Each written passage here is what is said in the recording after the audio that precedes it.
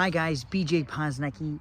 In today's video, if you're in a situation where you have a window that gets stuck in the down position because there's a malfunction with the switch, what you can do is you can hot wire it so you can at least get the window back up. This back window is known for having an issue at the master switch at the driver's door. So what I did was I went ahead and disconnected it because the problem is it gets stuck in on the down position, and then it heats up the motor here. What you want to do is just pull the master switch out, this piece right here. Literally it just pulls up and out of here, and then you disconnect the plug on the back side of the switch. Now this is going to vary per your vehicle that you're doing this on, but what you want to do is you want to take, this does take a little bit of work. You got to take the door panel off.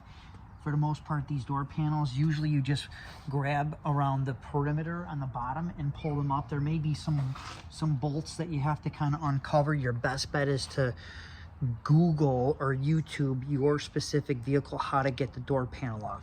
Once you get the door panel off, go ahead and disconnect all your wires. You want to get jumper cables or some wires, even if you have long wires, or maybe like an extension cord, like an old lamp extension cord that has the two wires that's maybe like 15-20 feet.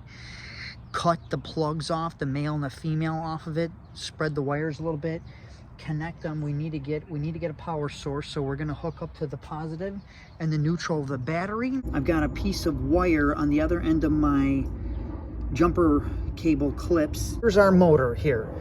So what I did was I stripped back the insulation on the wires just a little bit. What I'm going to do is I'm going to touch my wires onto these wires. It's a DC motor, so you can't hurt anything. So I'm going to start with my white wire on the white wire and then the red wire on this gray wire. Okay, and nothing happened. Okay, so that's the down position.